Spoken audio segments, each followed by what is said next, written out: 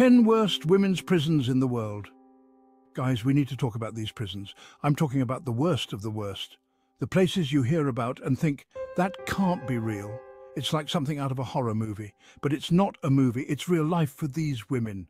There are places in the world where darkness doesn't only exist at night, where walls don't just confine freedom, but also swallow humanity. These are prisons where brutality lingers on every corner. The women incarcerated in these places endure not only the harshness of the law, but also face the most terrifying nightmares of their lives, enduring brutal punishments no one could imagine. In today's video, we will step into these earthly hells still existing on this planet. These 10 women's prisons will show you what the worst places in the world are truly like. First up, we're heading south of the border to Mexico, to a place called La Mesa Prison. Imagine this. You're crammed into a cell so tight you can barely breathe. The air is thick with the smell of sweat, urine, and fear. You're surrounded by hundreds of other women, all just as desperate and terrified as you are. There's no personal space, no privacy, and definitely no comfort.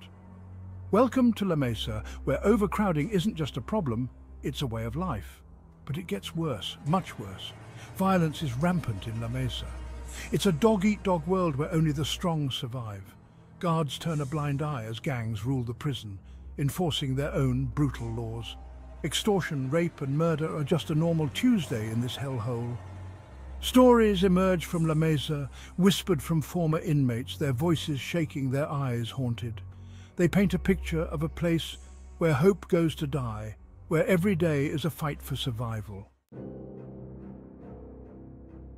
Now, let's travel across the Atlantic to the shores of Equatorial Guinea, to a place that sends chills down my spine just thinking about it. Black Beach Prison. This place, IT, quote, S on another level of messed up. Imagine being thrown into a dark, damp cell, the only light coming from a single flickering bulb. The air is thick with the stench of decay and the sound of your own racing heartbeat. You're completely cut off from the outside world, forgotten and alone. That's Black Beach, but hold on, it gets worse. Torture isn't just a possibility in Black Beach, it's practically a standard greeting. We're talking beatings so severe they leave women permanently disabled, starvation that reduces them to skeletons, and psychological torment that would break even the strongest spirit. It's the kind of stuff that you see in war movies, the kind of stuff that makes you question humanity itself. It's just unthinkable. Guys, this next one is just heartbreaking. We're going to India, to Tihar Prison, a place that will make you question everything you thought you knew about basic human rights. Picture this. You're packed into a cell with dozens of other women so tightly that you can barely move. There's no room to sleep, no room to breathe, and the stench of sweat and despair is suffocating. You're stripped of your dignity, your humanity, reduced to just another number in an overcrowded system. That's the grim reality of Tihar. But it's not just the overcrowding that's horrifying. The lack of basic facilities is staggering. Imagine not having access to clean water, proper sanitation, or even adequate medical care. Forget about rehabilitation or reintegration into society. In Tihar, it's all about survival. Women are left to suffer from diseases, injuries, and mental health issues with little to no help. It's a slow and agonizing torture.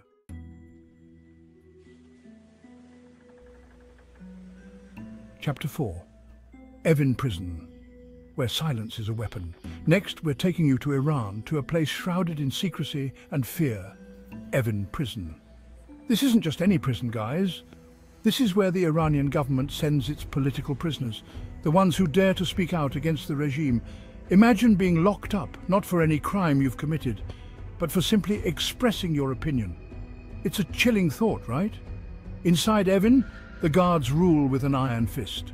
They use torture, both physical and psychological, to silence any dissent. We're talking beatings, sleep deprivation, solitary confinement, the works. It's a systematic attempt to break the spirit of these women, to crush their will to fight for what they believe in. And the worst part? The outside world knows very little about what truly goes on inside those walls. It's a black hole of human rights abuses, shrouded in secrecy and fear. Chapter 5. El Buen Pastor ruled by corruption. This next one, El Buen Pastor in Colombia, it's a stark reminder that sometimes the biggest monsters are wearing uniforms. This prison, it's like something out of a cartel movie where corruption reigns supreme and violence is a way of life. Imagine being thrown into a system where the guards are more interested in lining their pockets than upholding the law, where bribes can buy you anything from extra food to your freedom, and where those who can't pay, well, they pay the ultimate price. The violence in El Buen Pastor is relentless. It's not just inmate on inmate, though that's bad enough. It's the guards themselves who are often the perpetrators, abusing their power with impunity. They dole out beatings, rapes, and even murders, and the worst part is, they often get away with it. Chapter 6. Insane Prison. A deplorable nightmare. Guys, we need to talk about insane prison in Myanmar. This place is a nightmare, a stark reminder of the brutal realities of a country ruled by a military junta. Imagine being locked up in a place where even the most basic necessities are considered luxuries, where food is scarce, water is often contaminated, and medical care is practically non-existent. That's the grim reality of insane.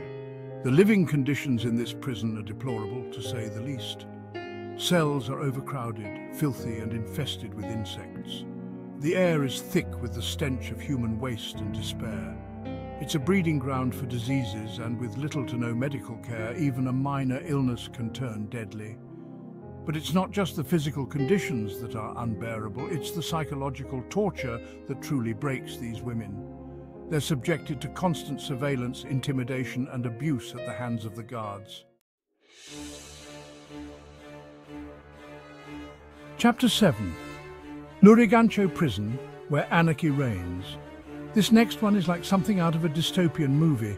In Peru, Lurigancho Prison blurs the line between order and chaos.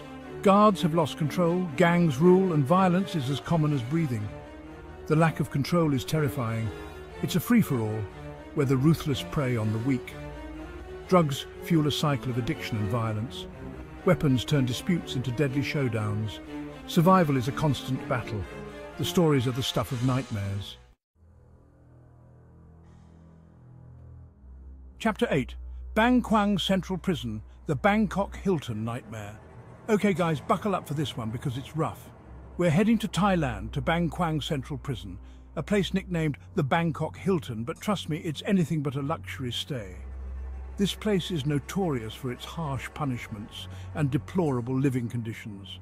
Imagine spending years, even decades, of your life shackled in chains, the metal biting into your skin, a constant reminder of your captivity.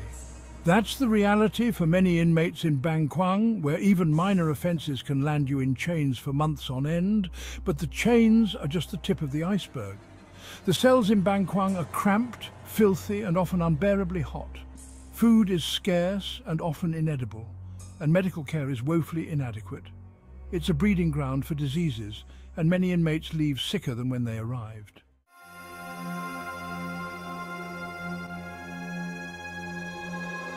Chapter 9. Patak Island Prison, Isolated and Forgotten. This next one is going to give you chills. We're travelling to Russia, to Patak Island Prison, a place so isolated, so remote, it's practically on the edge of the world. Imagine being sent to a prison where the only sounds you hear are the howling wind and the crashing waves, where the only company you have are your own thoughts and the ever-present shadow of your past. That's Patak Island. The isolation in this prison is brutal. It's a psychological torture that can break even the strongest spirit. Inmates are cut off from the outside world with limited contact with loved ones and no hope of escape. The harsh conditions only compound the isolation. The winters are long and brutal, with temperatures plummeting below freezing. The summers are short and humid, with swarms of mosquitoes adding to the misery. It's a place where you're not just imprisoned physically, but mentally and emotionally as well. Chapter 10. ADX Florence Supermax Isolation. We're back in the USA, but this is no walk in the park. ADX Florence is the definition of Supermax. It's where they send the worst of the worst. Imagine spending 23 hours a day locked in a concrete cell. The only window a narrow slit offering a glimpse of the sky. The isolation in ADX is extreme. Human contact is minimal, with meals passed through slots in the doors. Exercise is limited to an hour a day in a concrete cage. It's a breeding ground for mental illness and despair.